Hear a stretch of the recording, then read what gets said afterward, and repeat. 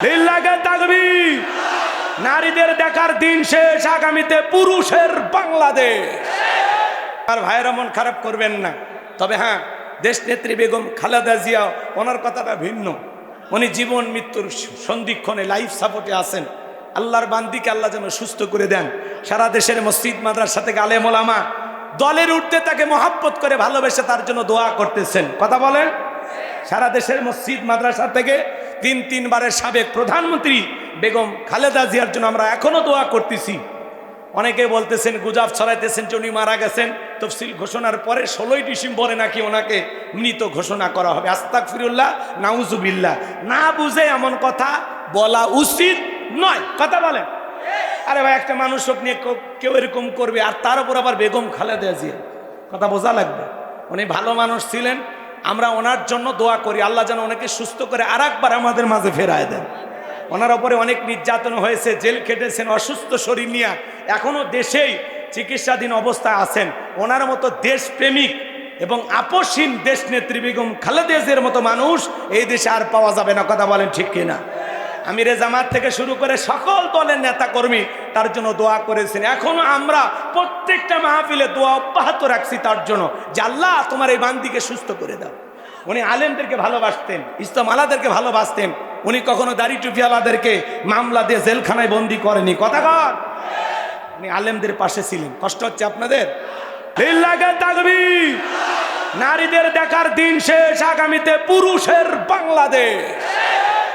আর আমরা আগামীতে সিদ্ধান্ত নেব, আর যাই হোক, কোন নারীকে এই দেশের প্রধানমন্ত্রী বানাবো না। যেই দলেরই হোক, পুরুষ হবে আমাদের নেতা। কারা কারা চান হাত তুলে দেখান। লিল্লাহে তাকবীর। নারীদের দেখার দিন শেষ, আগামীতে পুরুষের বাংলাদেশ। সম্মানিত ভাইয়েরা আমার, দিল দিয়া কথাগুলো বোঝার চেষ্টা করবেন বাজান। আমি যে কথা বলতে চাচ্ছিলাম, নবী ডেকে বলে, বেলাল, ইসলামের অবস্থা এখন ভালো না, কালেমা পড়েছো, আপাতত প্রকাশ করা যাবে না। বেলাল দেখে বলে, নবী, আমার বনি বোমাইয়া আমাকে এমন একটা জায়গায় থাকতে দেয় যেখানে উর্দুম্বা ছাগল পেশাব পায়খানা করে দেয়। আমি একদিন বলেছিলাম, উর্দুম্বা ছাগল পেশাব পায়খানা করে দেয়, ওই ঘরে থাকতে আমার বড় কষ্ট হয়। ওমায় ডেকে বলে, বেলাল, উর্দুম্বা ছাগলের দাম আমার কাছে আছে, কিন্তু তোর মতো কালো হাফসি বেলালের দাম আমার কাছে নাই। নবী গো, আপনি শুধু আমাকে দোয়া করেন, আমি যেন মৃত্যু পর্যন্ত কালেমার পথে টিকে থাকতে পারি। এই কথা বলে আমার ভাইয়েরা বেলাল চলে গেলেন। পরের দিন সকালবেলা সূর্য উদয় হয়ে গেছে, অনেকটা বেলা হয়ে গেছে, বেলাল দরজা খোলে না। অন্য চাকর যারা আছে নালিশ নিয়ে চলে গেছে মায়ের কাছে, যা বলে, নেতা, এখন পর্যন্ত বেলাল দরজা খোলে নাই, তাই নাকি? বলে, হ্যাঁ, ঠিক আছে, চলো যাই। ডাক দেয়, বেলাল দরজা খোল। হজরতে বেলাল দরজা খোলে না, জোরে করে ধাক্কা মারছে। যখন দরজা খুইলা গেছে, তখন এইবার মায়ে তাকায় দেখে, যেই রাত্রিতে বেলাল কালেমা পড়ে মুসলমান হয়েছে, ওই রাত্রিতে একটা উর্দুম্বা ছাগলের কাছে কোনো পেশা পায়খানা নাই। জোরে কোন মারহাবা। এইবার ওমায় দেখে বলে, চাকরের দল, বেলালের বিরুদ্ধে মিথ্যা অভিযোগ দাও। তোমরা যখন ঘুমাচ্ছিলে, বেলাল তখন ময়লা আবর্জনা পরিষ্কার করেছে। তাকায় দেখো না, একটা উর্দুম্বা ছাগলের কাছে কোনো পেশাব পায়খানা নাই। কথা না বললে হয় না, একটু কথা বললেন না, একটু দয়া করে। যদি আপনারা জরুরি আলাপ থাকে, সাইটে যান, গল্প করেন, নিষেধ তো করতেছি না। একটু পিছন থেকে আওয়াজ দিলে আমার একটু কষ্ট হয়। ভালো কথা আমি ভুলে যাব। কথা কি বলছেন? আর বসা মাত্র এক গ্লাস পানি চাইছিলেন, হ্যাঁ, কোথায় মোষ খুঁজে আগে বের করা হোক, তারপরে পানি দেন। এত সুন্দর একটা মঞ্চ, 2-4 বোতল পানি থাকবে না?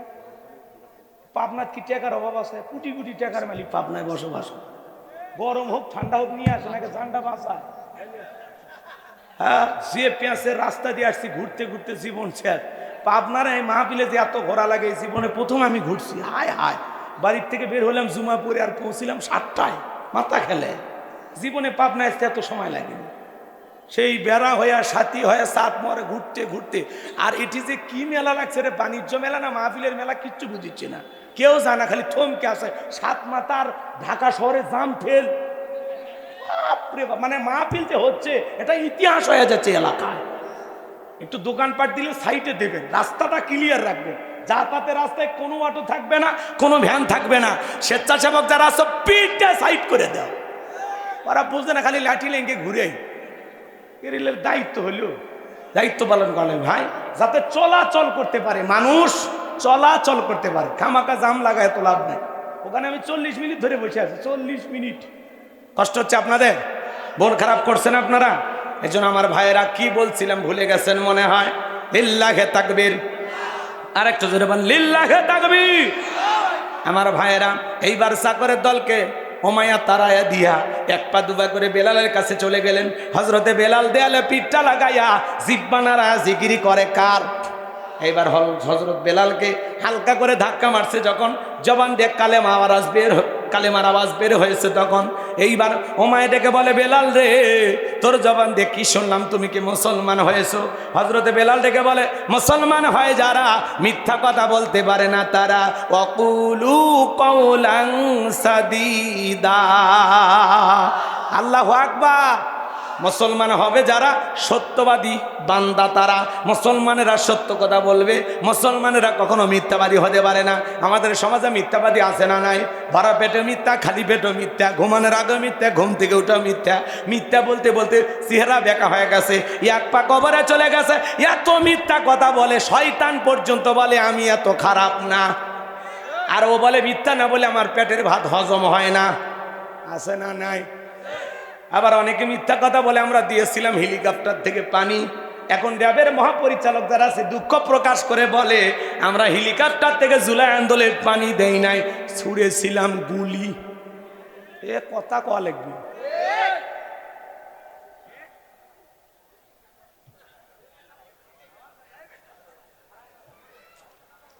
আলহামদুলিল্লাহ। কষ্ট হচ্ছে? হ্যাঁ, একটু সাজিয়ে নেওয়া লাগবে। কেউ নাই তো, কেবল গুছে উঠতেছে।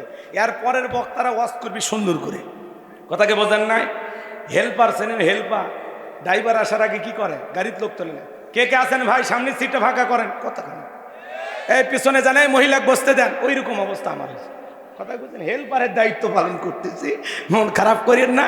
মাহফিলটা একটু সাজায় গোছাতে, আর পরে বক্তা তুলে দেবো, ওরা খালি আসবি আর ফাটে হেলে দিবি। কি কন? আর যত বক্তা, মানে পুরো বাংলাদেশের কয়েক জেলার বক্তা আপনারা এক জায়গায় করছেন। মানে এরকম একটা মাহফিল করতে গেলে কলিজা লাগে, কলিজা লাগে। কথা কন? আজকে আতাই খোলাই, পাপ নাই বাবুই খোলাতে নতুন একটা ইতিহাস হবে। কথা বলে ডিকেরা, কিছুক্ষণ পরে ময়দানে জায়গা হবে না ইনশাআল্লাহ। আল্লাহ কবুল করেন। ভাইরা বসেন, বসেন, বসেন, কথা হবে তো। আমার ভাইয়েরা গভীর মনোযোগ দিয়ে কথাগুলো শুনে যান বাজান। এইবার মায়ে ডেকে বলে, বেলাল তুমি যদি চাও উর্তুম্বা ছাগলের মালিক বানায় দেব, থাকার জন্য ভালো ঘরের ব্যবস্থা করে দেব। হজরতে বেলাল ডেকে বলে, ও মাইয়া, দুনিয়ার কোনো পার্থিব সম্পদের বিনিময়ে বেলাল তার ঈমান বিক্রি করবে না। আল্লাহু আকবার বলে।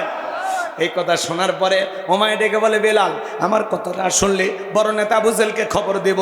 হজরতে বেলাল ডেকে বলে, কোনো বড় নেতা ছোট নেতা এখন কাউকে গোনার টাইম নাই। আমি দুনিয়ার কোন আবু জেহেলকে ভয় করি না, আমি ভয় করি আমার আল্লাহকে। আমার ভাইয়েরা, এরপরে ওমায় দৌড়ে চলে গেল আবু জেহেলের বাড়িতে।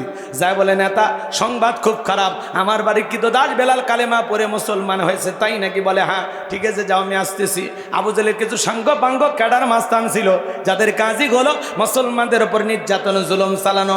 আজও দেখবেন জালেমদের বিশেষ একটা বাহিনী থাকে, যাদের কাজই হলো টুপিওয়ালা, দাড়িওয়ালা, ইমানদার আল্লাহওয়ালাদেরকে ধরে ধরে নির্যাতন চালানো। এইবার আবু জেহেল তার ক্যাডার মাস্তান নিয়ে হাজির হয়ে গেল। আইসা বলে, বেলাল এই দিকে আই, এসব কি শুনছি, তুমি নাকি মুসলমান হয়েছো? হজরতে বেলাল ডেকে বলে, গতকাল রাত্রিতে নবীজির হাতে হাত রেখে আমি কালেমা পড়ে মুসলমান হয়েছি। বলে, বেলাল এখনো সময় আছে, তুমি যদি চাও উর্দুম্বা ছাগলের মালিক বানায় দেব, থাকার জন্য ভালো ঘরের ব্যবস্থা করে দেব। ও বেলাল, তুমি যদি চাও ব্যবসা বাণিজ্য করবার টাকা পয়সা যা লাগে দেব। বেলাল তুমি চাইতে দেরি, তোমার চাহিদাটা আমরা পূরণ করতে দেরি করব না। হজরতে বেলাল ডেকে বলে, আবু জেহেল রে, দুনিয়ার সব সম্পদ যদি আমি বেলালকে দিতে চাও, দুনিয়ার সব সম্পদ ছাড়তে রাজি, নবীজির কালেমা ছাড়তে রাজি নাই। বলেন আল্লাহু আকবার। বেলালের উত্তরসূরি যারা, এরা কখনো টাকার কাছে বিক্রি হবে না।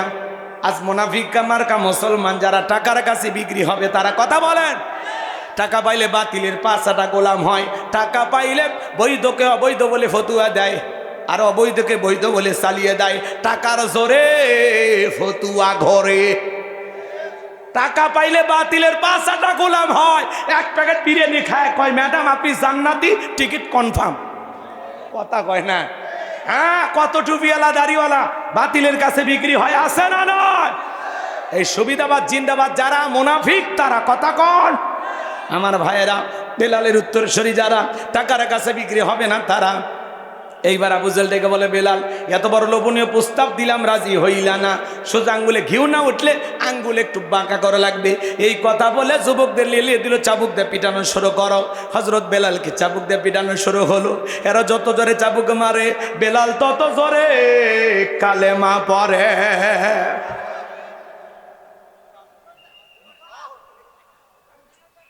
কথাই শুনবেন না গো আমার ভাইয়েরা। এরা চাবুক দিয়ে মারতে মারতে কালো চামড়া গুলো ফেটে রক্ত ঝরা শুরু হয়ে গেল।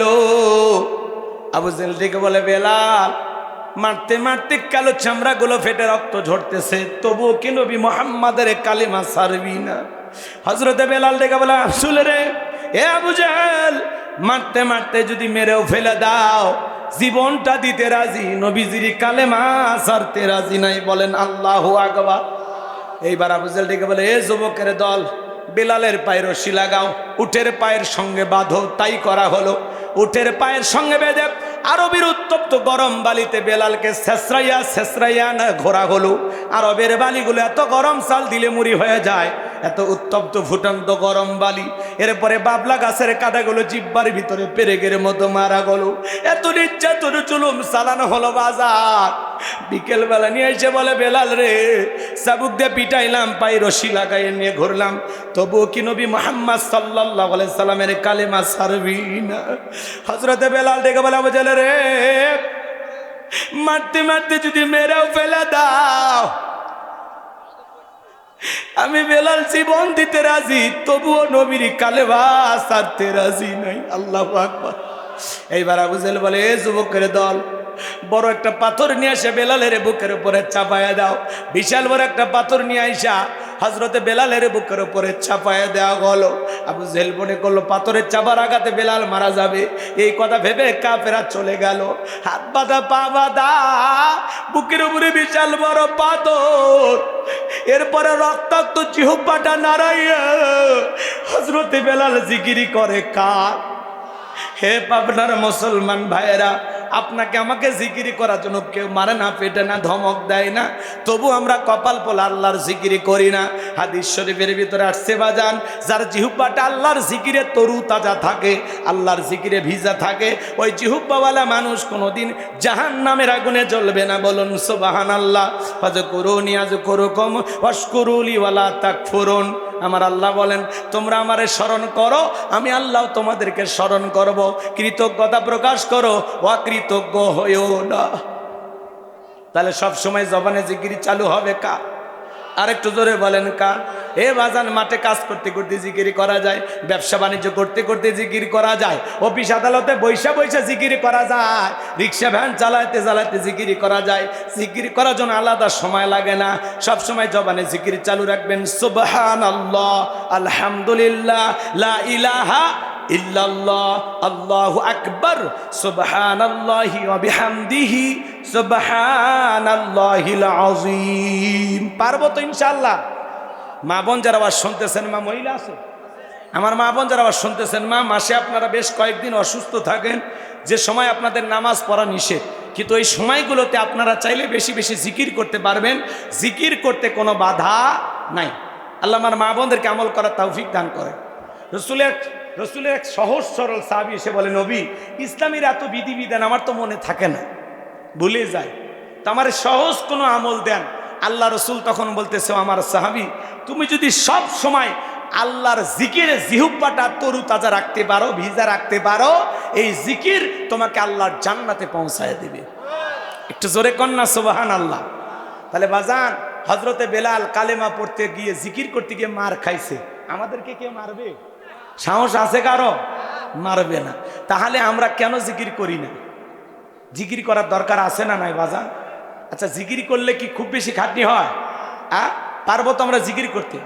এই আমলটা কি করতে পারবেন? আল্লাহ তৌফিক দান করেন। মাহফিল শুধু শুনলাম, ওই যে আগে মা বোনেরা চুলে আগুন লাগানোর সময় চোঙ্গা আছেন আপনারা কি বলেন, পাবনায় কি বলেন, ফু দিত, এক পাশে ফু দিত আর এক পাশে বাতাস বের হয়ে যেত, কি চোং। আচ্ছা, তো আমাদের ইমানদারদের কানটা যেন এরকম চোঙ্গার মতো না হয়, মাঝখানে একটু ব্যারিকেড দিন, এই কান দিয়ে শুনবেন, মাঝখানে বন্দি করে রাখবেন, এই কান দিয়ে বের করে দেবেন না। আজকে অনেক বক্তা আসবেন, আলেম ওলামা আসবেন, দেশ বরণ্য আলেম ওলামা, একজন বক্তা বাপরে বাপ, 1 বছর আগে শিডিউল নেওয়া লাগে। সে সমস্ত ওলামা ইকরাম আপনাদের ময়দানে আসবেন, কথা বলবেন, তারা যে আমলের কথাগুলো বলবেন আমরা বাস্তব জীবনে এই কথাগুলো আমল করব। তাহলে এই মাহফিলে আসা বসা আয়োজন করা সার্থক হবে। কথা বলেন ঠিক না বেয়া ঠিক? তাহলে আমার আমল অন্তত যা পারেন, যে অবস্থায় থাকেন সব সময় আল্লাহর জিকির করবেন, পারবেন তো ইনশাআল্লাহ? সম্মানিত ভাইয়েরা আমার, হযরতে বেলাল রক্তাক্ত জিহ্বাটা নাড়াইয়া চোখের পানি ছেড়ে দিয়া কান্দে আর আল্লাহর জিকির করে, আর ডেকে বলেন, আল্লাহ তুমি তো সেই আল্লাহ, ইব্রাহিমের জন্য যদি নমরুদের আগুনকে ফুলের বাগান বানাই দিতে পারো, ও আল্লাহ তুমি কি পারো না বেলালের বুকের পাথরটাকে তুলার মতো নরম বানায় দিতে? হযরতে বেলাল দোয়া করতে দেরি, আসমানের মালিক আল্লাহ দোয়া কবুল করতে দেরি করে নাই। বেলালের বুকের পাথরটাকে আমার আল্লাহ তুলার মতো নরম বানিয়ে দিয়েছেন, বলুন সুবহানাল্লাহ। বেলালের নিঃশ্বাসের সাথে পাথর ওঠে আর নামে। আমার ভাইয়েরা, এই যখন ইসলামের অবস্থা, বেলাল নির্যাতনের জুলুমের কথা রসুলের কান পর্যন্ত যখন পৌঁছে গেল, নবী ডেকে বলল, আবু বকর আমার বেলালের কষ্টের কথা আমার আর সহ্য হয় না, যাও যাও তুমি আমার বেলালের জন্য একটা কিছু করো। হযরত আবু বকর সিদ্দিক রাদিয়াল্লাহু তাআলা আনহু কয়েক গুণ দাম বেশি দিয়া গোলামীর জীবন থেকে হযরত বেলালকে আজাদ করলেন। তাহলে একদিকে সাহাবায়ে কিরামদের উপর নির্যাতন, সন্তান হারানোর ব্যথা, এই জন্য নবীজির মনটা খারাপ, আর নবীর যখন মন খারাপ নবীকে সান্ত্বনা দেওয়ার দায়িত্ব কার? আমার আল্লাহ ডেকে বলে, জিবরাইল আমার বন্ধুর মা নাই বাবা নাই, আমি স্যার আমার বন্ধুর কেউ নাই রে জিবরাইল, আমার বন্ধুর মনটা হয়েছে ভারী, আমি আল্লাহ সইতে নাহি পারি। লাহু মাহফুজ থেকে সূরা কাউসার নিয়ে যায় আমার বন্ধুর ওপরে নাজিল কর তাড়াতাড়ি। আল্লাহু আকবার। নবী আমার ডেকে বলে, আনাস আমার মনটা কেন খারাপ, কষ্টের কারণটা কি তোমরা জানো? কিন্তু আমার মুস্কি হাসি দেওয়ার কারণ হলো এই মাত্র আসমান থেকে জিবরাইল এসে আমার ওপরে সূরা কাউসার নাজিল করলো। রসুল তখন মুস্কি মুস্কি হাসলেন আর সাহাবায়ে কিরামদের সামনে তিলাওয়াত করে শুনিয়ে দিলেন। জবান ছেড়ে সবাই একটু পড়ুন, ইন্না আ'তাইনাকাল কাউসার ফাসাল্লি লিরাব্বিকা ওয়ানহার ইন্না শানিয়াকা হুয়াল আবতার। আল্লাহু আকবার। আমার আল্লাহ বলেন, ইন্না আ'তাইনাকাল কাউসার, অবশ্যই আমি আল্লাহ পাক আপনাকে হাউজে কাউসার দান করেছি। এই পৃথিবীর অন্য কোন নবী রাসূলকে আল্লাহ তাআলা হাউজে কাউসার গিফট করেন নাই, হাউজে কাউসার দান করেন নাই। আপনার আমার নবীকে আল্লাহ তাআলা স্পেশাল ভাবে হাউজে কাউসার দান করেছেন, বলুন সুবহানাল্লাহ। এজন্য আমার আল্লাহ বলেন, ইন্না আ'তাইনাকাল কাউসার। আল্লাহু আকবার। আমার আল্লাহ বলেন, নিশ্চয়ই আমি আল্লাহ পাক আপনাকে হাউজে কাউসার দান করেছি। এই হাউজে কাউসারের পানি দুধের মতো সাদা, মধুর চাইতে মিষ্টি, পানির মতো ক্লিয়ার। ওই কঠিন কিয়ামতের ময়দানে যেদিন বিচার দিবস কায়েম হয়ে যাবে, বিচার দিবসের একদিন হবে 50,000 বছরের সমান। যেদিন বাজান সূর্য সোহাত মাথার উপরে চলে আসবে, মানুষের মাথার মগজগুলো টকবক করে গলবে।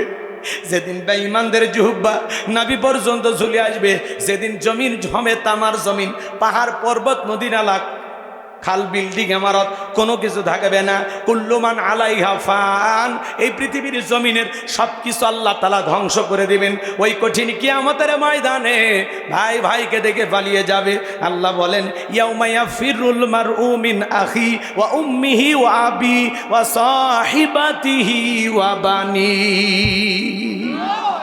সেদিন ভাই ভাইকে দেখে পালিয়ে যাবে। মাতা পিতা সন্তানকে দেখে পালিয়ে যাবে, স্ত্রী স্বামীকে দেখে পালিয়ে যাবে। ওই কঠিন কিয়ামতের ময়দানে আল্লাহর আরশের ছায়া ছাড়া আর কোনো ছায়া থাকবে না। ওই ছায়ার ভিতরে আল্লাহ তাআলা 7 শ্রেণীর মানুষকে ছায়া দান করবেন। ওটা হলো কিয়ামতের ময়দানে আল্লাহ তৈরি করা ভিআইপি গ্যালারি।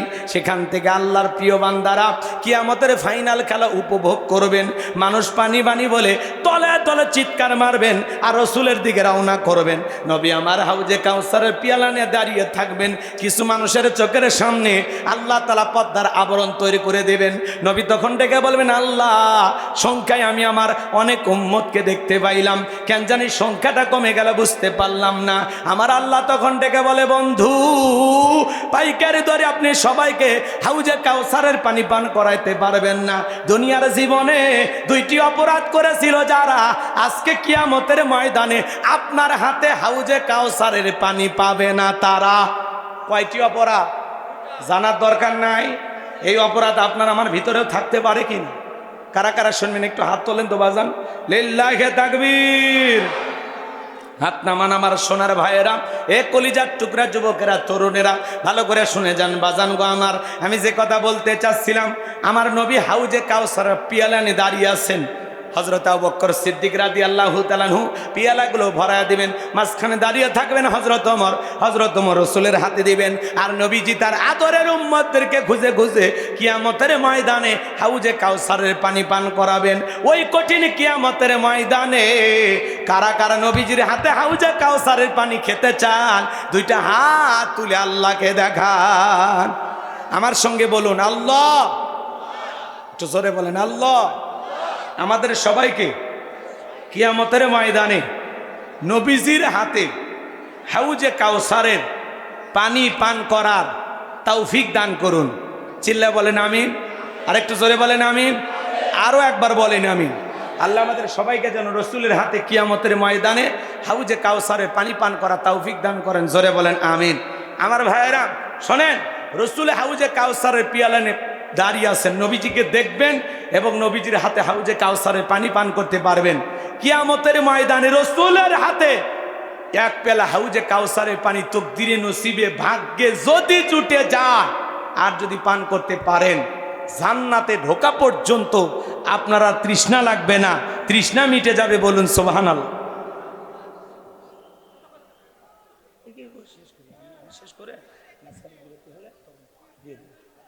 আমি তো শেষ করলাম, কয়েক মিনিট কষ্ট হচ্ছে আপনাদের। আমার ভাইয়েরা গভীর মনোযোগ দিয়ে কথাগুলো বোঝার এবং শোনার চেষ্টা করবেন বাজান। আমি গুনাহগার যে কথা বলতে চাচ্ছিলাম, কিয়ামতের ময়দানে নবীজির হাতে হাউজে কাউসারের পানি পান করতে চাইলেন, কিন্তু পানি চাইলেই তো পাওয়া যাবে না, কাজ করা লাগবে। কথা বলেন। ঠান্ডা পানিতে ওযু বানায় নামাজ আদায় করতে হবে। হঠাৎ করে কেউ নামাজ ধরা শুরু করলে পুরাতন মুসল্লি যারা আছে এরা এই নতুন মুসল্লি দিকে ঠাট্টা বিদ্রুপ করে, হাসি তামাশা করে। সূর্য কোন দিক উঠছে, উত্তর পাড়ার বাদশা দিকে মসজিদে নামাজ পড়বি না 2 দিন পরে ছেড়ে দিবি? এই চাচা মিয়া, ওই লোক 2 দিন পড়বে না 2 ওয়াক্ত পড়বে, এটা ওর ব্যাপার। আপনি তো দাওয়াত দিয়ে 5 জনকে মসজিদে আনতে পারেন না। হঠাৎ করে এই লোকটা নামাজ ধরেছে মানে আল্লাহ তাআলা হেদায়েতের পথে কবুল করেছেন। আপনার এই সমালোচনা শুনে ওই লোকটা যদি পরের দিন থেকে মসজিদে না আসে, আল্লাহর কাছে কি জবাব দিবেন বলেন তো দেখি? জবাব দেওয়ার জায়গা আছে? এজন্য কারো সমালোচনা করা যাবে না, কথার আঘাতে কাউকে কষ্ট দেওয়া যাবে না। হঠাৎ করে কেউ নামাজ ধরেছে দেখে ভালো লেগেছে, দোয়া করেন যে ভাতিজা তুমি মসজিদে আসছো দেখে দিলটা ভইরে গেছে, আল্লাহর কাছে দোয়া করি আল্লাহ যেন তোমাকে 5 ওয়াক্ত সালাত মসজিদে এসে জামাতের সহিত আদায় করার তৌফিক দান করেন। দোয়া করেন যে ভাতিজা আসর পরে 1 কাপ চা না খেয়ে ছেড়ে দেব না, ভালোবাসেন, বুকে টানেন। পারবো তো ইনশাল্লাহ? যোগ বয়সে দাঁড়িয়ে রাখছে ওইটা না সমালোচনা, এই বয়সে দাঁড়িয়ে রাখলি, দাঁড়িয়ে রেখে বউ নিয়ে ঘুরতে গেছে, কয় ভাবি আসসালামু আলাইকুম, সাথে চাচার খবর কি? বউ বাড়িতে এসে রাগ করে, তোমার সাথে বাহিরে যাওয়া জানে কেন?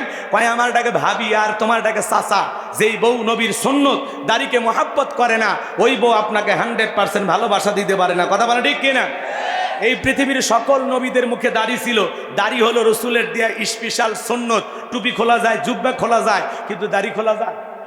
দাড়ি রাখলে পুরুষকে পুরুষের মতো লাগে, মহিলারও দাড়ি নাই, পুরুষেরও দাড়ি নাই, তাহলে হইল? কথা কন না কে আপনারা?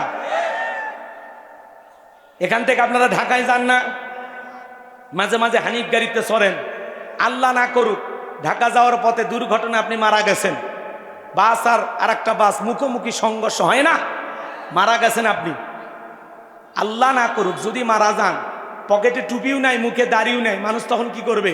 লুঙ্গি আলাপ করবে, প্যান্টের চেন খুলবে যে মাথা কাটান আছে না নাই, কথা কোন ঠিক না? কারণ আপনার দাড়িও নাই, টুপি নাই, দেখে তো বোঝা যাচ্ছে না এটা মুসলমানের সন্তান ও মুসলিমের সন্তান। এই জন্য দেখবি, কথা কি বুঝতে পারতেছেন? এই জন্য সফরে বের হলে অন্তত হয় একটা টুপি, না হলে মুখের দাড়ি, যে কোনো একটা রাখেন, যাতে আপনি মরার পরে মানুষ সহজেই বুঝতে পারে এটা মুসলমানের সন্তান। আর টুপিও নাই, দাড়ি নাই, মরার পরে মানুষ ইজ্জত খুলে দেখবে, কথা কোন ঠিক কিনা? আর আপনি যদি মনে করেন মরার পরে দেখে তাহলে আর আপনার বুঝে লাভ কি? এ ভাই, 60 বছর বয়স হয়ে গেছে, 50 বছর বয়স হয়ে গেছে, আপনি এখনো যা সেলুনে করছেন মারিয়ে দেন, ক্লিন সেভ করে দেন। সেলুন আলা বিরক্ত হয়, চাষা যে কায়দায় আমরা জোড়া শুরু করছি, একটু রাখে দেন, প্লাস দিয়ে টেনে টেনে সেভ করা লাগে, কষ্ট হয়। চাষা কয় চুলকায়, ভাতিজা চুলকায়। ও তোমার দাড়ি রাখলে চুলকায়? কবরে যাও, ফেরেশতারা চুলকানির মলম নিয়ে বসে আছে, তোর জাগা মতো মলম লেগে দিবি, কথা কোন ঠিক কিনা?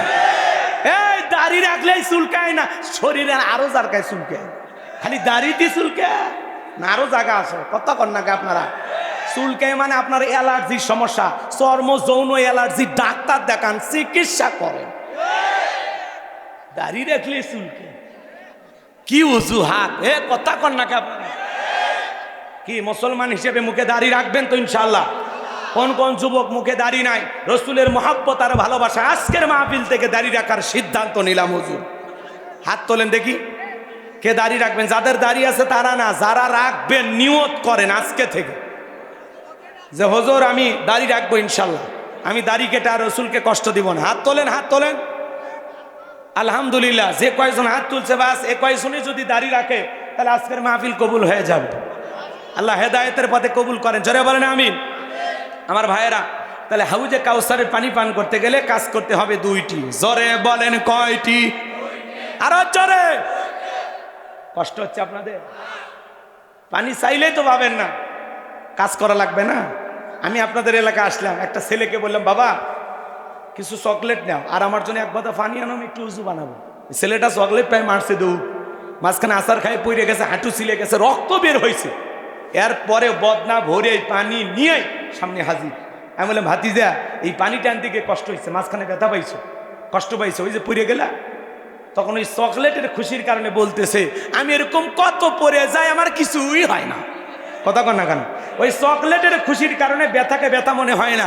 কিয়ামতের ময়দানে নবীজির হাতে এক পেলা হাউজে কাউসারের পানি যদি পান, আল্লাহ তাআলা কিয়ামতের কঠিন দিন আপনার কাছে সহজ করে দেবে। রসুলের হাতে এক পেলা পানি আর আল্লাহর আরশের নিচে ছায়া যদি ভাগ্যে জুটে যায়, আল্লাহর দয়া, আল্লাহ যদি আমাদেরকে এই দুই জায়গায় থাকার সুযোগ করে দেয়, তাহলে কিয়ামতের দিন আপনার জন্য কঠিন হবে না, আল্লাহ সব সহজ করে দেবেন। সুবহানাল্লাহ। কাল 9টার পরে ভাবিক সাথী নিয়ে বললেন পকেটে রাখেন, পকেটে রাখেন, গরম হোক গরম হোক, একটু জোরে কর না সুবহানাল্লাহ। তাহলে হাউজে কাউসারের পানি পাওয়ার জন্য একটু কষ্ট করার দরকার আছে না নাই? তাহলে কাজ করতে হবে দুইটি। দুইটা আঙ্গুল তুলে বলেন তো কয়টি? আরো জোরে। জোর হলো না, উঠেই যাবে। হ্যাঁ, একটু মিছিল করেন। 16 বছর মিছিল করতে পারেন নাই, সামনে 12ই ফেব্রুয়ারি আসার আগে একটু মিছিলের অভ্যাস করে নেন। সামনে আসবে শুভ দিন, চিন্তা ভাবনা করে নি। চলেন বাজান গো আমার, হাউজে কাউসারের পানি পান করার জন্য দুইটি কাজ আল্লাহ 2 নাম্বার আয়াতে জানিয়ে দিলেন। ফাসল্লিলি রব্বিকা ওয়ানহার, বলেন বলেন, ফাসল্লিলি রব্বিকা ওয়ানহার। 1 নাম্বার হলো ফাসল্লিলি রব্বিকা, রবির উদ্দেশ্যে সালাত, নামাজ হবে কার জন্য? قل إن صلاتي ونسكي ومحياي ومماتي لله رب العالمين। নবীজি আপনি বলুন, সূরা আনাম আয়াত নাম্বার 162, আল্লাহ বলেন নবীজি আপনি বলুন আমার নামাজ, আমার কুরবানি, আমার জীবন, আমার মরণ লিল্লাহি রাব্বিল আলামিন, আসমান জমিনের প্রতিপালকের জন্য। তাহলে মুমিন জীবনের সব ইবাদত হবে একমাত্র কার জন্য? আর একটু জোরে বলেন কার জন্য? নামাজ নামাজের মতো আদায় করার দরকার আছে না নাই?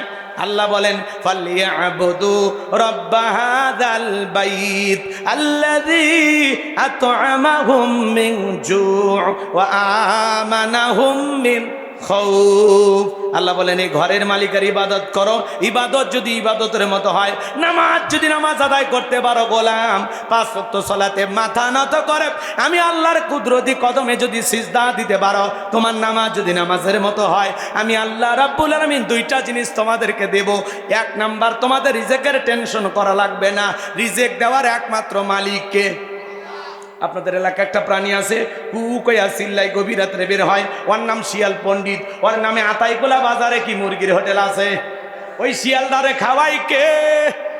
পাখি সকালবেলা নিরে থেকে বের হয়ে যায়, সন্ধ্যাবেলায় পাখির পেটটা ভরে বাসায় ফেরত আসার ব্যবস্থা করে দেয় কে? আল্লাহ পাখিকে খাওয়াইলে, শিয়ালকে খাওয়াইলে আমরা হলাম আশরাফুল মাখলুকাত, কুনতুম খায়রা উম্মাতিন উখরিজাত লিন-নাস। আল্লাহ আমাদেরকে উত্তম জাতি বানাইলেন, ভিআইপি বানাইলেন, মর্যাদার আসনে বসাইলেন। আল্লাহ কি আমাদেরকে না খাওয়ায় রাখবে? নামাজের মতো আদায় করলে রিজিক দেবেন কে?